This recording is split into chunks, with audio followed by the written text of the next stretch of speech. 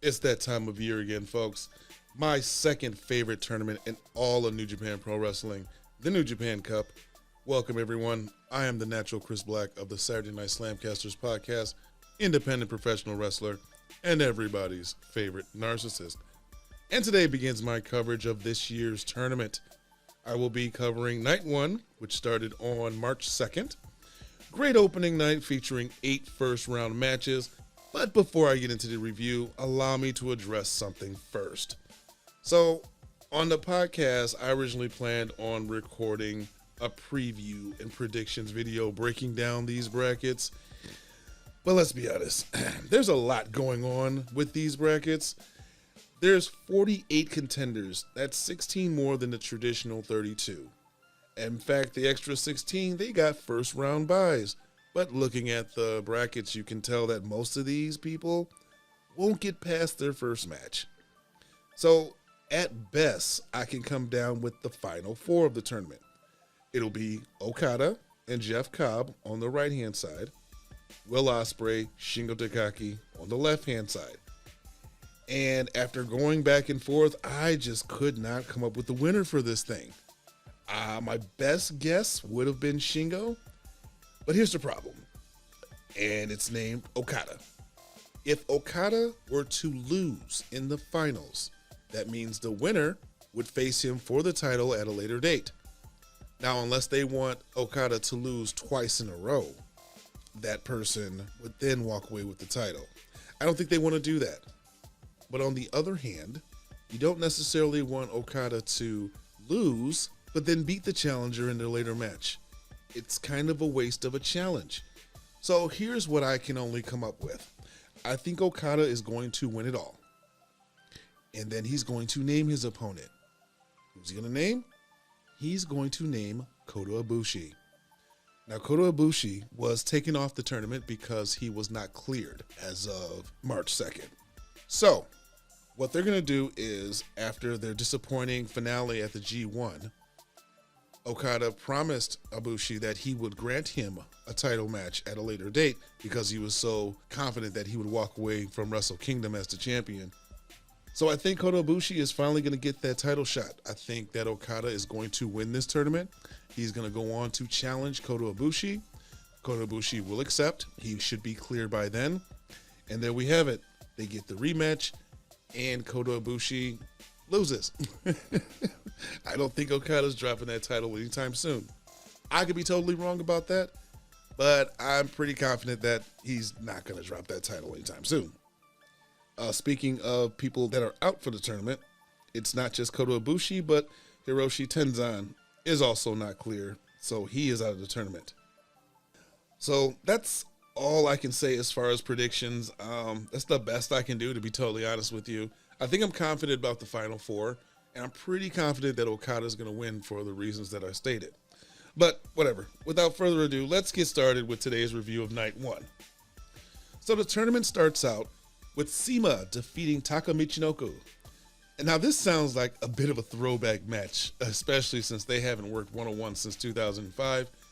This is a very submission-heavy match. Taka Michinoku strikes seemed a bit light for my liking. In the end, CIMA wins with a top rope Meteora. Pretty impressed by CIMA. He will be taking on Kanemaru in the next round. Next match, we have Yoshihashi defeating Tomoki Honma. Honma has never gotten past the first round, according to Kevin Kelly, which isn't shocking. Yoshi is giving him them hands during this match. Not much to say. I mean, it's a Honma match. It did last longer than I thought it would. I mean, hell, I even thought that Honma might win after he hit that top rope Kokeshi. But alas, Yoshi wins with the karma to advance to the second round. You have the young lion Fujita waiting for Yoshihashi in the next round, which will be an easy win. We all know young lions don't win these things. Next match, we have Hiroki Goto defeating Yuji Nagata. I like both these guys. They're both no-nonsense type of wrestlers. Early on, Goto hit the post, hurting his right arm, so we get some storytelling there. Nagata's working the right arm. He's kicking it. He's just picking apart that arm. He's making Goto earn this victory. We all know Yuji Nagata's not going to advance, especially not against Hiroki Goto, but this is not going to be an easy match for him. It was a good old-fashioned, hard-hitting match, very old school. In the end, Goto wins with that sweet-looking cradle that he does. He will have Dick Togo in the next round. So needless to say, easy win for him. Next match, we have Jeff Cobb defeating Togi Macabee. Cobb is a very heavy favorite to win this cup. I believe he will definitely make it to the finals, as I stated earlier. Seems like Cobb was toying with him during the majority of the match. He seemed very dominant. I mean, Macabee does get some offense in, but it's obvious who's going to win. Hell, it's starting to look like last year's G1. Jeff Cobb is just looking so dominant. Cobb delivers a tour of the islands and picks up the victory. He has Kojima in the next round. In the next match, we have Tai Chi defeating Toroyano. Miho Abe is back with Tai Chi. Good to see Miho. Of course, we get some shenanigans. Toroyano tries to use a tarp bag, except for it backfires on him. Yano he ends up deep-handsing Tai Chi, which was a funny sight because he tries to cover up as if he doesn't have shorts on underneath. He gets in that sumo stance and gives a running forearm to put Yano away. It was a short match, but it was still enjoyable. And seeing as how Tenzan is out of the tournament, who had a bye in the next round, Tai Chi advances to the quarterfinals of this bracket, where he will most likely be facing Okada. In the next match, you have Hiroshi Tanahashi defeating Yo. It's a face versus face match, and it involves Tanahashi, so historically not my favorite type of matches, because we get to the opponent works on Tanahashi's knee, Tanahashi works on their knee, same shit, different match. Tries submitting Tanahashi with his OOP leg lock. Yo puts up one hell of a fight, and he looked like he could actually beat Tanahashi, but it was for naught, as Tanahashi in the end wins with a dragon suplex. He will be going to the second round, where he will be facing Bad Luck Fale.